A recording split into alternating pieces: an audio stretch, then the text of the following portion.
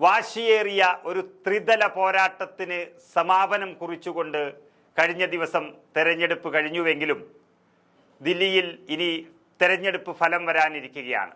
തെരഞ്ഞെടുപ്പ് ഫലം വരുന്നതിന് മണിക്കൂറുകൾക്ക് മുൻപ് ദില്ലിയിൽ കുതിരക്കച്ചവടത്തിൻ്റെ സാധ്യതകളും സൂചനകളും ലഭിച്ചു തുടങ്ങിയിരിക്കുന്നു.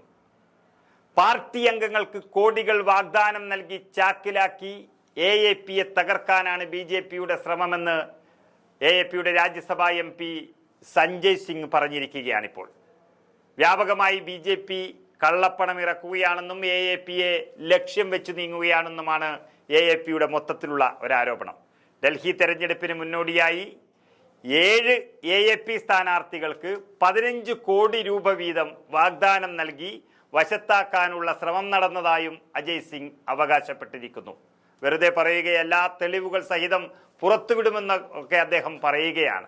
ഇനി 2 ദിവസത്തിനുള്ളിൽ ദില്ലി ആര് ഭരിക്കും എന്നറിയുമ്പോഴേക്കും ഇനി ഏതൊക്കെ സ്ഥാനാർത്ഥികൾ വിജയിച്ച സ്ഥാനാർത്ഥികൾ ഏതൊക്കെ ഭാഗത്തേക്ക് പോകുമെന്നുള്ളതിൻ്റെ ചില സൂചനകളാണ് സഞ്ജയ് സിംഗിൻ്റെ വാക്കുകളിൽ നിന്നും ലഭ്യമാകുന്നത്.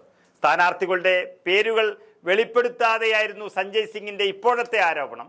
വേണ്ടി വന്നാൽ അത് വെളിപ്പെടുത്തുമെന്നും അദ്ദേഹം പറഞ്ഞിരിക്കുന്നു. AAP വിട്ടുവന്നാൽ 15 കോടി രൂപ വീതം നൽകാമെന്ന് പറഞ്ഞ് BJP കേന്ദ്രങ്ങളിൽ നിന്ന് 7 MLAമാർക്ക് ഫോൺ സന്ദേശം ലഭിച്ചു എന്നാണ് സഞ്ജയ് സിംഗ് വാർത്താ സമ്മേളനം വിളിച്ചു പറഞ്ഞിരിക്കുന്നത്. അത്തരം സന്ദേശങ്ങൾ റെക്കോർഡ് ചെയ്തു വെക്കാൻ MLAമാർക്ക് നിർദ്ദേശം നൽകിയതായും നിയമസഭാ തെരഞ്ഞെടുപ്പ് ഇന്നലെയാണ് ദില്ലിയിൽ നടന്നത്. 60% പോളിംഗ് ആണ് രേഖപ്പെടുത്തിയത്.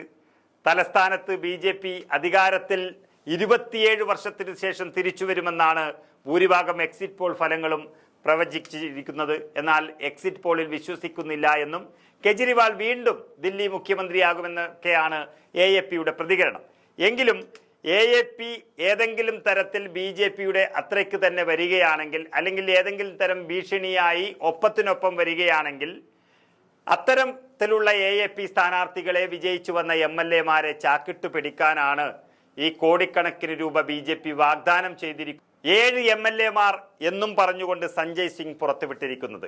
ആ 7 MLAമാർ ഒരുപക്ഷെ വിജയിച്ചു വന്നാൽ BJPയിലേക്ക് പോകും എന്നുള്ളതിൻ്റെ സംശയം ലഭിച്ചതുകൊണ്ടായിരിക്കാം AAP നേതാവ് MP സഞ്ജയ് സിംഗ് ഇത്തരത്തിലുള്ള ഒരു മുന്നറിയിപ്പുമായി രംഗത്ത് വന്നിരിക്കുന്നത്.